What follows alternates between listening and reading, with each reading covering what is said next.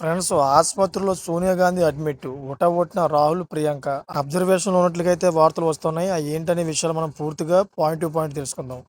Friends, కాంగ్రెస్లో parliamentary party అధినాయకురాలు Sonia Gandhi ఆసుపత్రిలో admit అయ్యారు.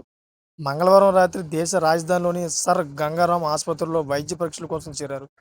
సో డాక్టర్లు ఆమెను అబ్జర్వేషన్లో ఉంచారు. ప్రస్తుతం ఆమె ఆరోగ్య పరిస్థితి నిలకడగా ఉందని, ఆందోళన చెందాల్సిన అవసరం లేదని ఆసుపత్రి వర్గాలు వెల్లడించాయి.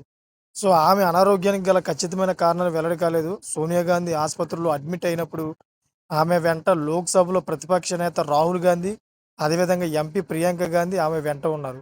అబ్జర్వేషన్ కోసం ఆసుపత్రిలో చేర్చినట్లు చెబుతున్నారు. ప్రస్తుతం ఆమె ఆరోగ్య పరిస్థితి నిలకడగానే ఉంది. సో ఆందోళన చెందాల్సిన అవసరం లేదని సమాచారం.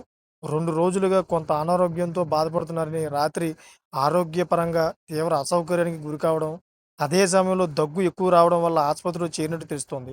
సో సోనియా గాంధీ గంగారాం ఆసుపత్రిలో చెస్ట్ స్పెషలిస్టు సారథ్యంలోని డాక్టర్ల టీం పర్యవేక్షణలో ఉన్నారు. డాక్టర్లు ఆమె ఆరోగ్యాన్ని నిశ్చితంగా పర్యవేక్షిస్తున్నారు.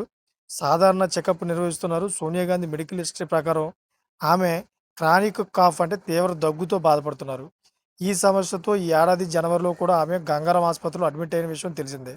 ఢిల్లీలో అధిక వాయువు కాలుష్యం ఉన్నప్పుడు ఆమె క్రమం తప్పకుండా వైద్య పరీక్షలు చేయించుకుంటారు.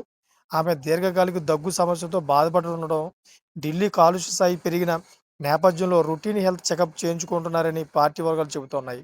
సో ఏది ఏమైనా కానీ ఆవిడ వయసు దగ్గర పడడంతో ఇటువంటి సమస్యలు వస్తూనే ఉంటాయి.